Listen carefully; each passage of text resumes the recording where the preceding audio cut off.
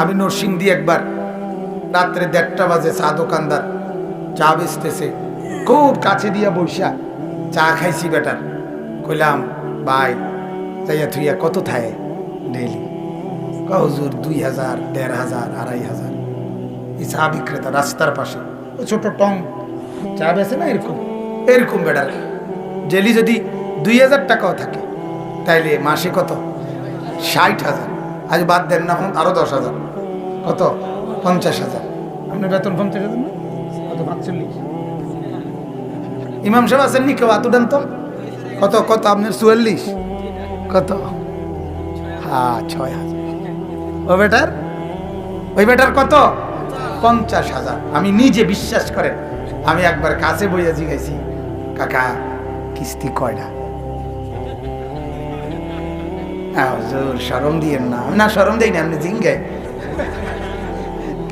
আমি কইলাম আরে আমি আমার না ভাই শরম দেই না, আমি আপনি জিঙ্গাইতে আছি আর কি। আজারে আছি, জনকদ্র বইছি, আমরা এনে চা খাইতাম, রাত হয়ে গেছে মাহফিল থেকে আইতের সময় আর কি। তো কজন কিস্তি? 3টা চলে। 3টা কিস্তি। আপনার কিস্তি কয়টা দেখেন, জিজ্ঞাসা করেন। হে তো কিস্তি চিনে না, সে তো কিস্তি চিনে না। আমার মসজিদের ইমামরা তো কিস্তি চিনে না, মিয়া লোন চিনেই না। তো আলহামদুলিল্লাহ, মালিকের উপরে রহম করে, দয়ার উপরে ভরসা করে জিন্দিগি আরামসে চালায়। চুরিও করে না, ডাকাতিও করে না, কারো মাল লুণ্ঠন করে না, সুদও খায় না, ঘুষও খায় না। এজন্য এই সমাজের পবিত্র, দিনদার, আমানতদার, বিশ্বস্ত মানুষ যারা সেজদাওয়ালা, যারা বন্দেগীওয়ালা, যারা ঈমানওয়ালা, যারা আমলওয়ালা, এরাই পবিত্র। এদের দ্বারা সমাজ নিরাপদ, এদের দ্বারা সমাজ ক্ষতিগ্রস্ত হয় না, এদের দ্বারা সমাজ ক্ষতিগ্রস্ত হয়। অল্পতে যে তুষ্ট, তার দ্বারা সমাজ ক্ষতিগ্রস্ত হবে কেমনে? কথা বলেন না।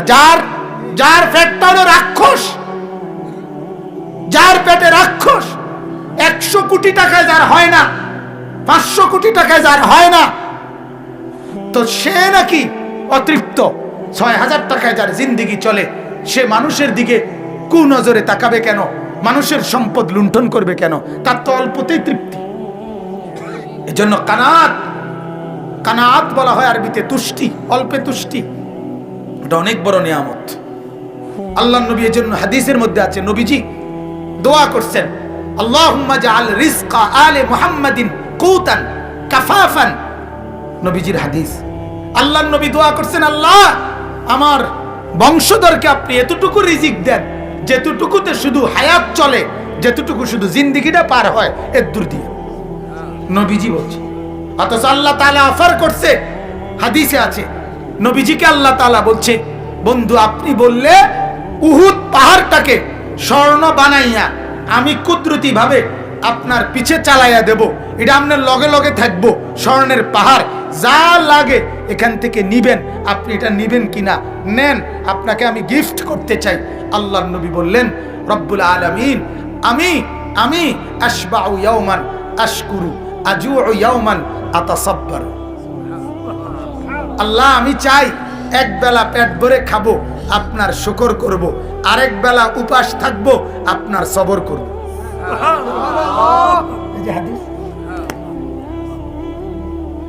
এক বেলা খাবো, শুকর করব, এক বেলা উপাস থাকবো, সবর করব। আল্লাহুম্মা আহইনি মিসকিনান ওয়া আমিতনি মিসকিনান ওয়া আহশুরনি ফি জুমরাতিল মাসাকিন। নবী বলেন, আল্লাহ আমি গরিবের সাথে বাঁচতে চাই, আমি গরিবের সাথে মরতে চাই, আমি গরিবের সাথে হাসরের ময়দানে দাঁড়াইতে চাই। আমার উম্মতের সবচেয়ে দুর্বল, আমার উম্মতের দিন আইনা দিন খায়, ওই লোকটাও যেন বলতে না পারে, হায় নবী কি আর, নবী তো ছিলেন রাজপ্রাসাদে, নবীর তো ছিল স্বর্ণের পাহাড়, উনি আমার দুঃখ বুঝবেন কেমনে? কথা বুঝেন নাই? উনি কেমনে বুঝবেন? আমরা অনেক সময় কথা কই না, আপনি আমার দুঃখ বুঝবেন কেমনে? আপনি থাকেন সুখের রাজপ্রাসাদে, আপনি বুঝবেন কেমনে দিন মজুরের কষ্ট কি? আল্লাহর নবী বলেন, না উম্মত, আমি পেটে পাথর বাঁধছি 14 দিন, আমার কোনো উম্মত কোনোদিন বাঁধো নাই। উম্মত আমার 3 মাস ঘরে আগুন জ্বলে নাই, 3 মাস চুলায় আগুন জ্বলে নাই। কাজে আমার কোন উম্মত কিয়ামত পর্যন্ত এর চাইতে বেশি অভাবের অভিযোগ আমার উপরে করতে পারবা না। আমি তার চাইতে বেশি কষ্টে পার করে গেছি। আমি তোমাকে ভাইবা, আমি তোমাকে ভাইবা, আমি তোমার সাথেই থাকতে চাইছি, তোমার সাথেই মরতে চাইছি।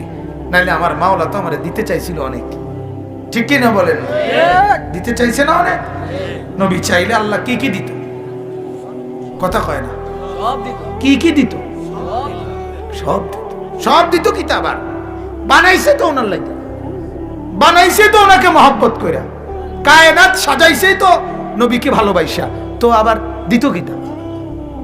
আল্লাহ তো যেন বলতো যে বন্ধু সবে তো আপনার দিলাম, তবুও তো আল্লাহ নবী সাল্লাল্লাহু আলাইহি সাল্লাম আমরা যেন কোনোদিন বলতে না পারি যে আমার কষ্ট কষ্ট পাইলে না বুঝতো কষ্ট কারে কয়, ঠিক কি না বলেন? যে আপনারা অনেক সময় বলেন না হুজুর আপনার গো আবার কি চিন্তা, মানুষের বাইত গিয়া গিয়া ভাত খান, আমরার মতো সিএনজি চালাইলে অটো চালাইলে না বুঝতেন না, আপনি একটা বুঝছেন, আমরা বুঝছি না। আমরা মানুষের বাইত ভাত খাই দেখা আমরা বুঝছি না, নাইলে আপনার মতো হইলে বুঝলাম, হইলে কিস্তি কেমনে লয়, কথা বুঝছেন না? আপনার মতো বুঝলাম থাকলে বুঝলাম, হইলে বিড়ি কেমনে খায়, আপনি আমগুলো বুঝাইতে নাইছেন, আমরা বুঝি না। বুঝি না কি?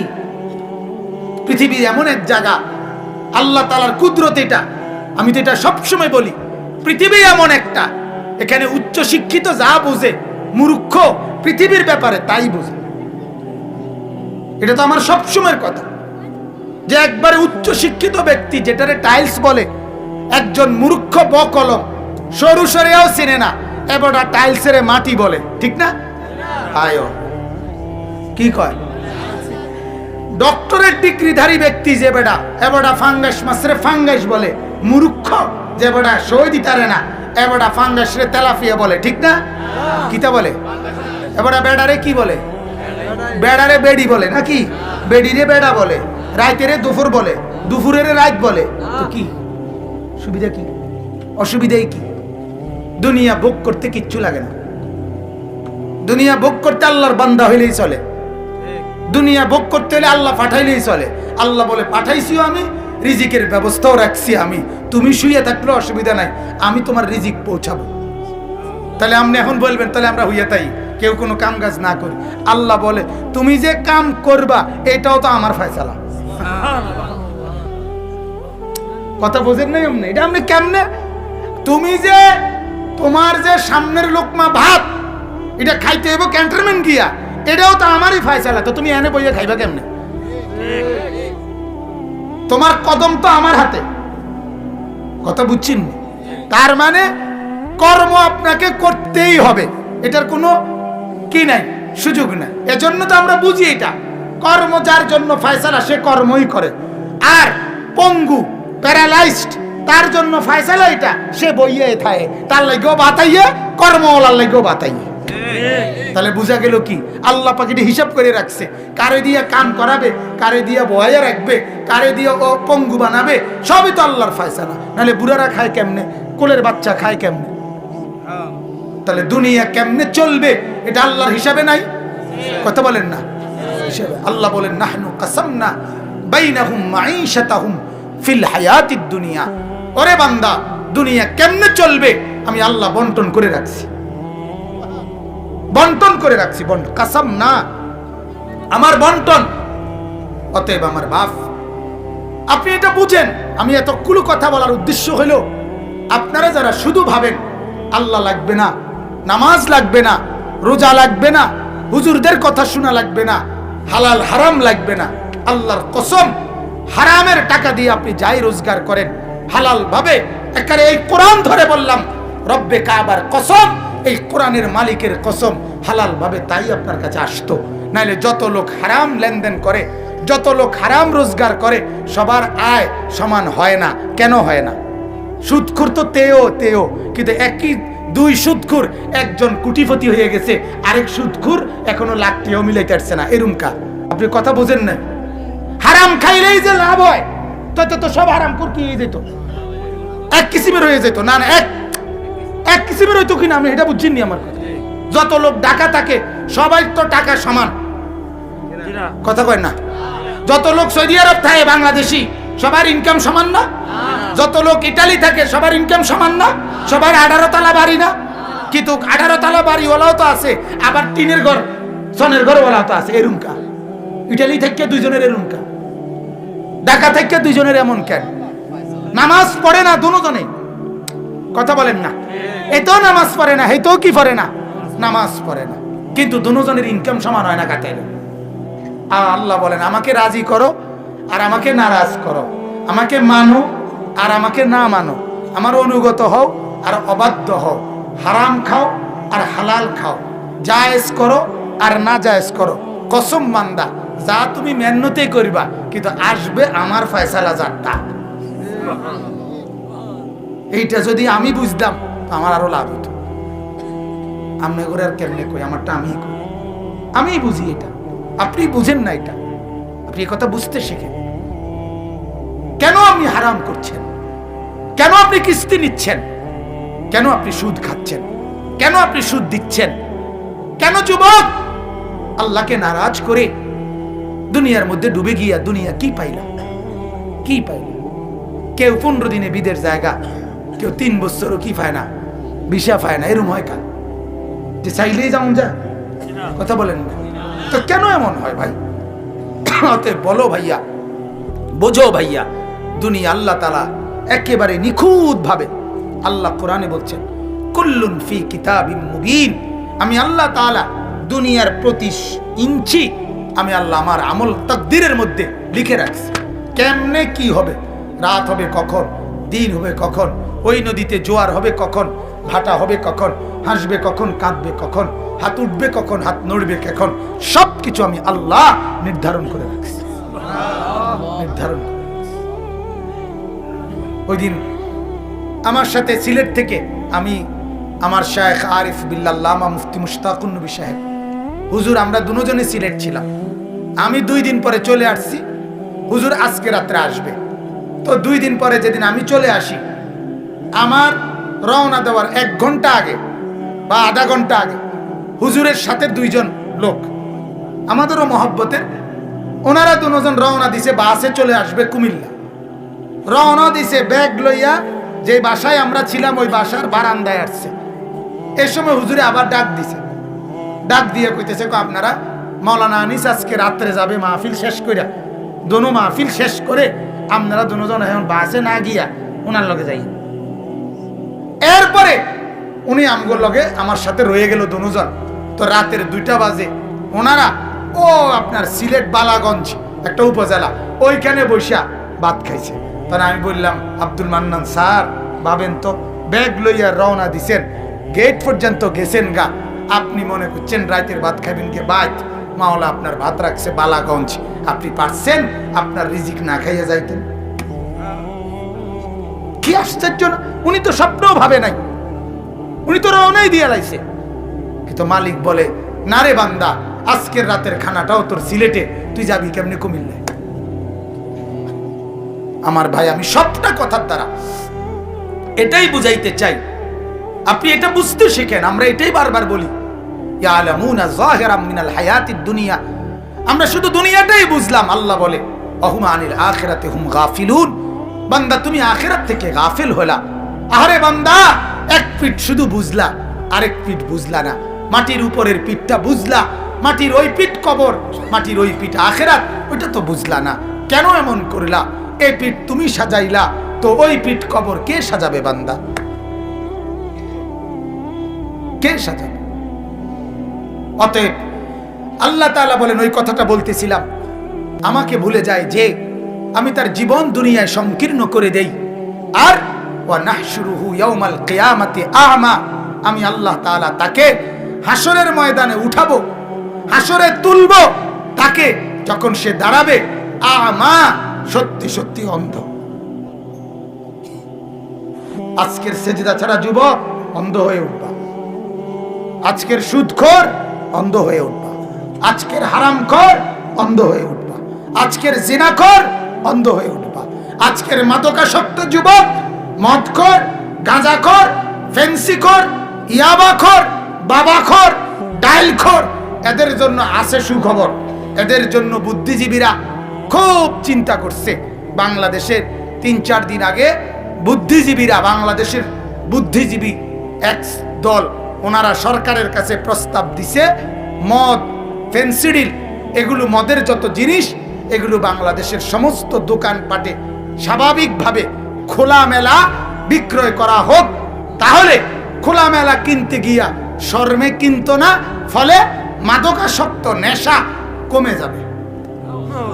বুদ্ধি, আরে সুবহানাল্লাহ, বুদ্ধি। ও হ্যাঁ, কি বুঝলেন? কি মাথাটা দিছে? না না না, বুদ্ধিটা কি দেখছেন? আমার মনটা চাইছে যে ভাই একজন বুদ্ধিজীবীর বলি যে আমনে শুধু কদ্দুরে কথাটা, যে বুদ্ধিটা আপনি দিছেন, যে আমরা এই কদ্দুর কর এই জায়গাটা আপনার এই প্রধান অতিথি হিসাবে কথাটা কইতে দিব মাহফিলের মধ্যে। দেখবেন জুতাডি সবাই মুসল্লি শ্রোতা বলবে জুতা প্রত্যেকে দরকার, কালকে আবার নতুন জুতা কিনো, আজকে তার ফিটটালাই। ঠিক কিনা বলেন না? কেন জুতা দরকার হলে কালকে সবাই এক লগে, দেবিদ্বারে এক মার্কেটের জুতা এক লগে কিনবো সবাই, যে ভাই আমরা গতকাল ফতেহাবাদ মাহফিলের শ্রোতা একত্রে আইছি, জুতা কিনতাম, সবটি জুতা ফিটটালাইছি। কত বড় ডাকাত চিন্তা করছেন? এরা বলে বুদ্ধিজীবী। কি কি কথাটা কি করি? সবখানে বেলে খোলামেলা বেচলে এটা কমে যাবে। বেকুব কি হাটে বাজারে ওঠে? আল্লাহ মাফ করে দেন। তাইলে ওয়ানাহশুরুহু ইয়াউমাল কিয়ামাতি আ'মা, আল্লাহ বলেন হাসরে আমি তোমাকে তুলবো অন্ধ বানিয়ে। ক্বালা রাব্বি লিমা হাশারতানি আ'মা, নাফরমান আল্লাহর পাপী বান্দা আল্লাহকে বলবে রব্বুল আলামিন আমাকে কেন উঠালেন অন্ধ বানিয়ে? ওয়াকাদ কুনতু বাসীরা, আল্লাহ আমি তো দুনিয়ায় থাকতে চোখে দেখতাম। সে অবাক হয়ে বলবে আল্লাহ হাসরের মাঠে কেন আমি কিছুই দেখছি না? আমি তো চোখে দেখতাম মাওলা, আমার তো পুরা মনে আছে আমি 12 ঘন্টা মোবাইল চাইতাম, আমি কত উলঙ্গ ছবি দেখতাম, কত নর্তকী দেখছি, আমি তো সারাদিন ফেসবুকের মধ্যে পড়েছিলাম মাওলা, আমি তো সব দেখতাম, আমি আমার বউ দেখতাম, মানুষের ভিডিও দেখতাম, আল্লাহ আমি সব দেখতাম, আমি হিন্দি সিনেমার নর্তকীও দেখতাম, আমার বাড়ির মাকেও আমি দেখতাম, সবই তো আমি দেখতাম, আলো দেখতাম, বাতাসও দেখতাম, সব চতুর্দিকে তো আমি দেখতাম, আজ কেন আমি অন্ধ হয়ে গেলাম?